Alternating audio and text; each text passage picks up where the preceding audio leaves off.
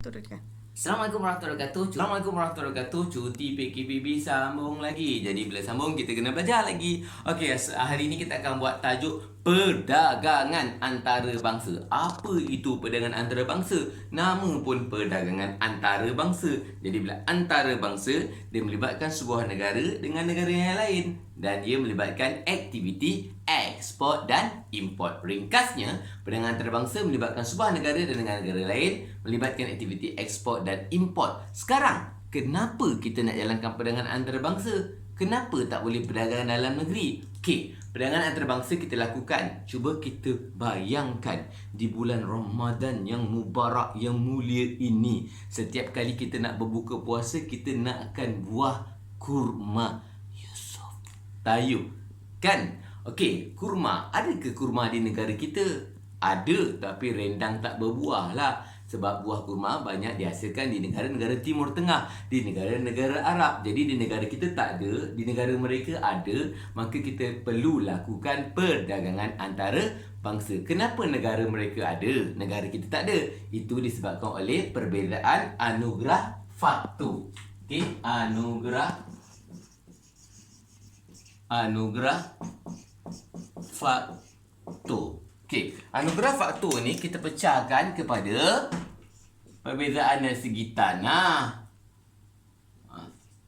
perbezaan dari segi iklim dan perbezaan dari segi penduduk, menyebabkan perlunya wujud perdagangan antarabangsa. Seterusnya yang kedua, tak semua orang di negara kita nak bawa kereta Myvi, right? Bawa Myvi, tak semua orang. Saya okey je bawa Myvi. Tapi ada orang tak nak bawa Myvi. Nak pakai H, melambangkan keunggulan. Honda nak melambangkan kemegahan. Maka disebabkan keinginan berbeza itu, kita sebut sebagai cita rasa. So, perbezaan cita rasa menyebabkan wujudnya perdagangan antarabangsa. Seterusnya yang ketiga, negara kita negara membangun. Kita ada negara-negara maju seperti Jepun. Sudah pasti negara-negara maju ni teknologi dia lebih moden, lebih terkehadapan. Betul? Bayangkan Jepun. Bayangkan teknologi Jepun. Bayangkan.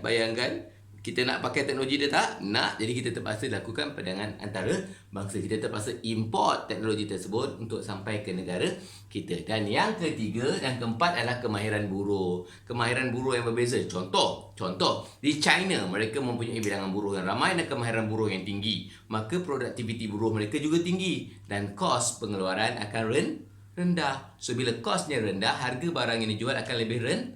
That's why lah kenapa banyak orang import barang daripada China. That's why lah kenapa, itulah sebabnya kenapa wujudnya perdagangan antarabangsa. Okey, kita tak nak lambat, kita terus kepada apa faedahnya, apa kelebihannya, apa keuntungannya perdagangan antarabangsa. Satu, dah pasti kita dapat barang yang tak dikeluarkan di negara kita. Melalui aktiviti perdagangan antarabangsa, so kita dapat barang yang tidak dikeluarkan di negara kita. Negara kita tak ada Honda, anak-anak murid sekalian. Honda tak ada di negara kita. Maka nak pakai Honda, terpaksalah import dari luar negara. Bagi orang yang menjalankan perniagaan, mereka dapat meluaskan pasaran. Pasaran mereka tidaklah terhad dalam negara. Mereka boleh luaskan pasaran hingga ke luar negara. Dan tadi kita sebut teknologi, melalui perdagangan antarabangsa kita dapat gunakan teknologi moden. Hari ini ramai orang gunakan telefon Huawei, contoh, ataupun Samsung, ataupun iPhone. Orang high-fave iPhone. So iPhone tersebut tak dikeluarkan di negara kita. Kita dapat gunakan teknologi iPhone tersebut melalui perdagangan antarabangsa. Itulah faedahnya. Dan yang keempat, ini yang paling penting yang kita nak terangkan pagi ini. Melalui perdagangan antarabangsa kita dapat faedah pengkhususan, menikmati faedah pengkhususan. Apa yang kita katakan faedah pengkhususan? Fokus pada pengkhususan. Pengkhususan kat sini maksudnya kita mengkhususkan kepada sesuatu barang. Okey, kita mengkhususkan kepada sesuatu barang dan kita dapat keuntungan daripada aktiviti pengkhususan tersebut. Kita dapat apa? Keuntungan daripada aktiviti pengkhususan tersebut. Okey? Seterusnya, bila kita sebut faedah pengkhususan, dia ada dua. Iaitu yang pertama, faedah mutlak. faedah mutlak. Dan yang kedua, faedah berbanding. Zaman saya belajar dulu, zaman saya ambil STPM, saya ambil STPM tahun 2003 dan 2004, zaman terminal, kita belajar dua-dua, faedah mutlak dan faedah berbanding. Tapi di zaman sekarang ni, zaman-zaman selepas 2013, zaman saya dah mula mengajar, kita hanya fokuskan kepada faedah berbanding sahaja. Dalam kita bincangkan faedah berbanding ataupun sebelum tu tajuk besar ada faedah pengkhususan, kita membuat beberapa andaian. Antara andaiannya terdapat 2 buah negara saja. Kita bincangkan hanyalah untuk 2 buah negara saja. Dan barang yang dikeluarkan juga 2 jenis barang saja. Kita tak nak fokus banyak-banyak. Kita andaikan 2 jenis barang saja. Dan yang berikutnya 2 faktor pengeluaran. Faktor pengeluaran pun ada 2 saja. Ada 2 saja. Dan kedua-duanya sama cekap.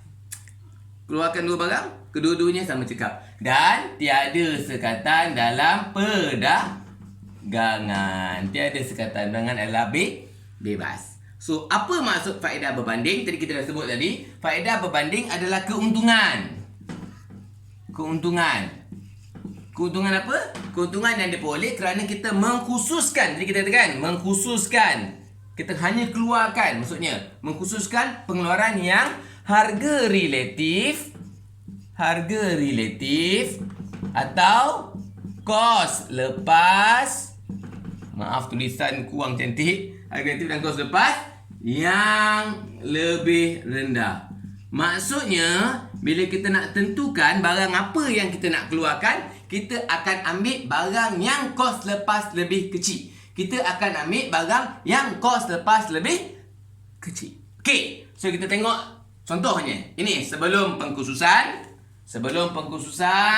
Katalah kita ada 2 negara, iaitu kita ada negara Jepun. Jepun dan Amerika Syarikat. Kita ada negara Jepun dan negara Amerika Syarikat. Sekejap nama dia Jepun dan Amerika Syarikat. So katalah di Jepun dia boleh keluarkan 20 kereta. Jepun boleh keluarkan 20 kereta. Dalam masa yang sama, Jepun boleh keluarkan 250 televisyen. 250 televisyen di Jepun. Di Amerika pula dia ada 40 kereta. At the same time, dalam masa yang sama, faktor yang satu lagi akan keluarkan 300 TV. Inilah tahap kecekapan mereka yang paling cekap. Kita andaikan tadi kan, kita kata dia ada 2 negara, Jepun dan Amerika Syarikat, ada 2 barang, kereta dan TV, dan ada 2 faktor. Satu faktor keluarkan kereta, satu faktor keluarkan TV di kedua-dua negara. So berapa jumlah kereta yang ada? Pengeluaran yang ada waktu tu 60 kereta jumlah dia dan 550 TV. Sekarang bila kita nak tentukan kos lepas paling rendah, kita lihat di Jepun. Satu kereta di Jepun berapa TV? Satu kereta di Jepun berapa TV? Ini saya bagi senang, tips yang senang. Satu kereta berapa TV? Satu kereta berapa TV? Satu kereta berapa TV? TV bagi kereta. Saya ulang Satu kereta berapa TV? TV bagi kereta. So TV dia berapa? 250 bahagi 20. Ada kat kereta kat sini jatuh tadi. 250 TV 250 bahagi kat sini 20, maka kita dapat 12.5 TV. Satu kereta di Jepun 12.5 TV. Di Jepun. Manakala di Amerika Syarikat sebelah sini, maaf tulisan terpaksa dikecilkan. Satu kereta di Amerika Syarikat berapa TV?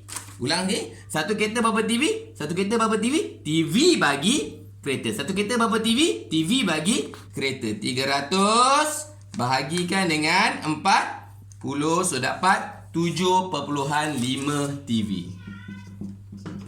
Sekarang cuba kita bandingkan dari segi kos lepas keluarkan kereta.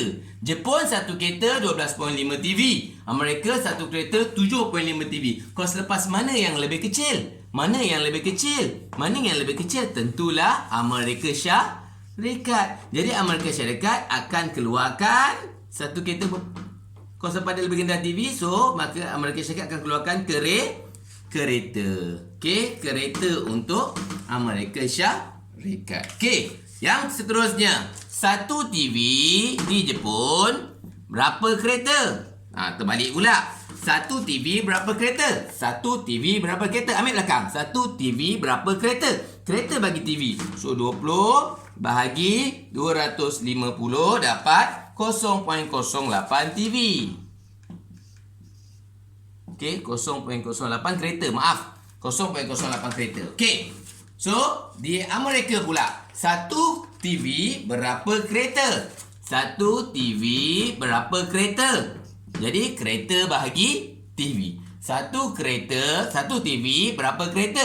Kereta bagi TV. So, 30 bagi 400.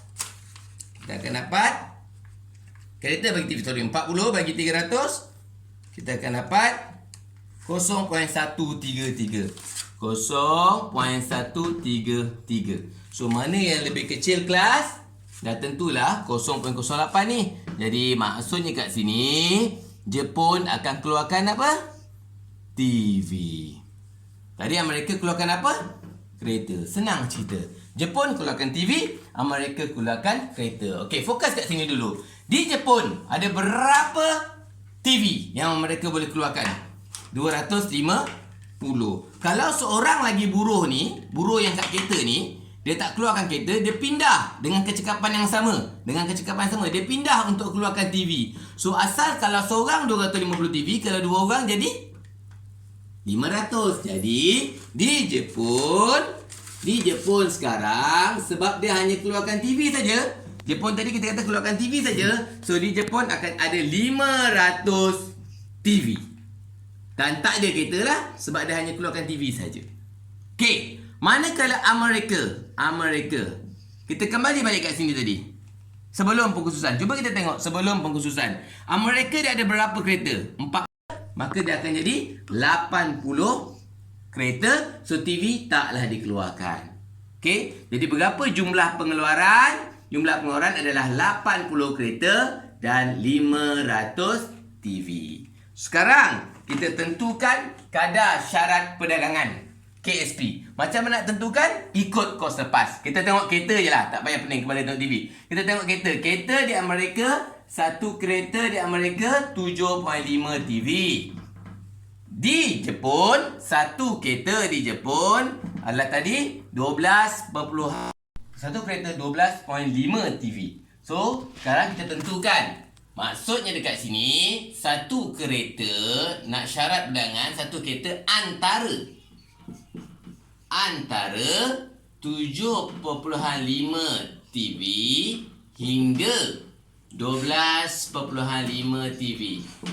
Kita boleh letak mana-mana syarat yang kita nak. Kita boleh ambil dari 7.5 hingga 12.5. Atau nak senang kita ambil tengah-tengah. Nak senang kita ambil nombor genap. So, saya ambil nombor genap. Satu kereta kita akan tukar dengan antara 7.5 ke 12.5. Saya akan ambil nombor 10 TV. Okey, saya ulang sekali lagi.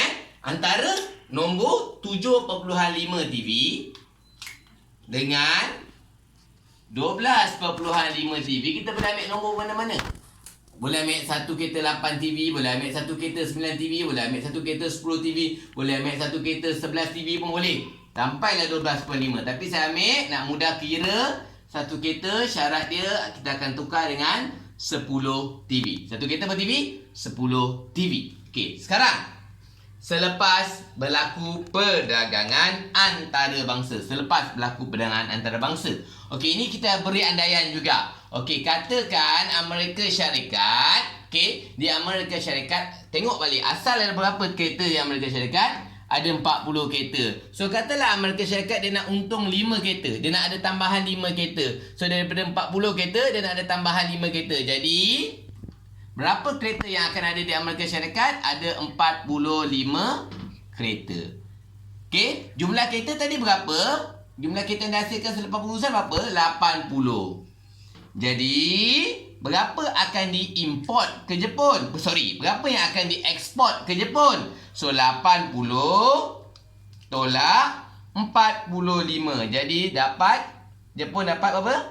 35 kereta. Jepun dapat 35 kereta. Tadi kita katakan bahawa satu kereta 10 TV. Sekarang, Jepun dah dapat berapa kereta? 35 kereta. Dengan syarat ni, satu kereta 10 TV. So, kalau Jepun dapat 35 kereta, berapa Jepun kena bagi TV pada Amerika? Kenapa Jepun nak bagi TV pula? Sebab Jepun keluarkan TV. So, berapa Jepun kena bagi TV pada Amerika? Berapa dia kena ekspor pada Amerika? Dengan syarat satu kereta 10 TV, maka 35 kereta darab 10 lah. Jadi 350 TV. Tadi TV ada berapa tadi? 500. So, berapa balance yang tinggal dekat Jepun? 500 tolak dengan 350, maka dapat 150 TV. Ini selepas perdagangan. So, kita tengok kesan dia. Di Jepun, tengok asal Jepun 20 kereta. Sekarang yang Jepun dapat sekarang berapa kereta? 35. So, berapa kereta dia bertambah? Dari 20 ke 35, 15 kereta. So, berapa TV? TV asalnya 250. Sekarang tinggal 150. So, Jepun hilang 100 TV. Okey. Di Amerika. Okey. So, di Amerika kita ada asal 40. Sekarang 45. So, Amerika dapat tambahan 5 kereta. TV pula. Okey, di Amerika asal ada berapa TV? 300. Sekarang 350. So, dapat tambahan 50 TV. Maka ringkasnya, melalui aktiviti perdagangan ini, Amerika mendapat 2 keuntungan. Pengeluaran kereta dapat tambahan 5. Pengeluaran TV dapat 50 TV. Bagi Jepun pula, dia dapat tambahan 15 kereta. Tapi dia terpaksa kurangkan 100 TV. Walau bagaimanapun, perdagangan ini tetap menguntungkan Jepun. Sebab, kalau kita tengok tadi, cuba kita tengok. Jepun, satu kereta di Jepun, dia kena hilangkan 12.5 TV. Tapi, 12.5 TV Tapi sekarang, Jepun dapat tambah berapa tiada? Jepun dapat tambah berapa kereta? 15 kereta. Dia hanya hilang berapa kereta? Hanya hilang berapa TV? 100 TV.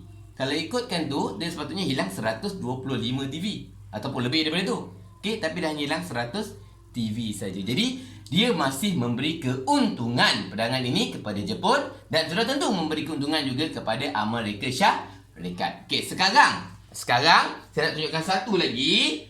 Iaitu secara raja. Saya tak ada tempat, jadi saya terpaksa padam ni. Saya tunjukkan satu negara je lah. Okey, satu negara saja saya tunjukkan. Contoh Amerika Syarikat. Bagi negara Amerika Syarikat, kita simpan dia.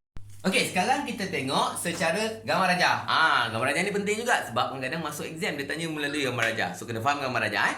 Okey, kita buat ni untuk Amerika Syarikat. Okey, satu lagi kita tengok daripada Jepun. So, Amerika Syarikat. Kita tahu tadi, di Amerika Syarikat, dia boleh keluarkan berapa kereta? 40 kereta. Kalau semua buruh digunakan untuk keluarkan kereta, maka Amerika Syarikat akan mampu keluarkan sebanyak 80 kereta. Okey, sebab seorang boleh keluar 40, dua orang boleh keluar 80. Okey, sekarang, TV pula. Dia boleh keluarkan 300 TV. Kalau semua buruh yang kat sini, semua kerja untuk keluarkan TV, maka dia akan dapat 600 TV. 600 TV. Ni anggarannya lah. Awak buatlah secara tepat. Okey, so 80 dengan 600. Ini sebelum pengkhususan atau sebelum berlakunya perdagangan antarabangsa. Okay? Sebelum berlakunya perdagangan antarabangsa. Ini yang biru ni. Okey, selepas perdagangan antarabangsa. Okey, kita pegang ini Amerika. Amerika keluarkan apa? Amerika keluarkan apa? Tak dengar. Amerika keluarkan apa? Kereta, betul? Amerika keluarkan apa? Kereta. Jadi kita akan mula dekat kereta. Cocok dia tu, dia akan mula dekat kereta. Sebab apa cikgu? Sebab dia keluarkan kereta, dia akan start dekat sini, titik yang baru. Okey. Kembali balik. Tadi syarat perdagangan berapa tadi? Satu kereta 10 TV. Satu kereta 10 TV. So kalau 80 kereta, jadi berapa TV? 800 TV. So 800 kat sini lah. Maka kita buat satu gambar raja. Ini yang merah ni selepas perdagangan. Yang biru ini sebelum perdagangan antara bangsa. Jadi berapa yang mereka gunakan? Berapa yang mereka keluarkan? 45 kereta dan 350 TV. So 45 kat sini mungkin kalau ni setengah 40, ni mungkin 45 sinilah. 45 kereta dan 45 kereta dan berapa TV? 350 TV. Okey, kelas saya nak ajar. Saya nak awak fahamkan gambar raja. Okey, tips dia Ingat, kalau soalan tunjuk gambar raja macam ni, kita punya bucu ni, pertemuan ni dekat kereta ni, maksudnya negara ni, Amerika ni keluarkan kereta. Kita andai, okay, saya nak awak jangan pening. Okey, lupakan yang tadi semua. Katalah soalan ini saja. Dia bagi gambar raja ini je. Okey, awak nampak ni kan? Dia berbucu, dia bertembung kat sini kan? Dalam istilah bulan puasa cakap dia macam bercium kat sini kan? So maksudnya dekat sini dia keluarkan kereta. So kalau dia keluarkan kereta, dia akan import apa? Dia keluarkan kereta, dia akan import apa? Dia akan import TV. Dia keluarkan kereta, dia akan import TV. So maksudnya kat sini berapa TV yang dia import? 350 TV yang dia import. Berapa TV yang dia import? 350 TV yang akan import. Dia keluarkan apa tadi? Kereta. Dia keluarkan apa tadi? Kereta. Jadi kalau dia gunakan 45 kereta, berapa lebihan kereta yang dia ada? Berapa lebihan kereta yang dia ada? 80 tolak 45 berapa? 35. Jadi dia akan ekspor 35 kereta. Okey? Saya tekankan untuk kali yang terakhir, untuk minit yang terakhir kelas, jumpa gambar rajah macam ni, yang dia bertembung tu dia keluarkan barang tersebut. Takkanlah dia import barang tersebut, dia export lah. Dia keluarkan barang tersebut. Okey, so kalau dia gunakan 45, balance dia tu dia export. Dia gunakan 45, balance tu dia export. So yang ni import lah. Yang dia tak bertembung ni, yang dia tak bercantum ni, import. Soalan gambar rajah selalu keluar juga kadang-kadang kan. So ini je lah. Ingat ni je. So ending je lah. Ada orang dia tak suka untuk belajar tajuk faedah-faedah ni semua kan. Awak fahamkan gambar raja ni, dengan awak fahamkan dia keluarkan apa, At least awak dapat faham kat situ pun dah syukur. Okey, kita jumpa lagi dalam tajuk yang berikutnya. Terima kasih.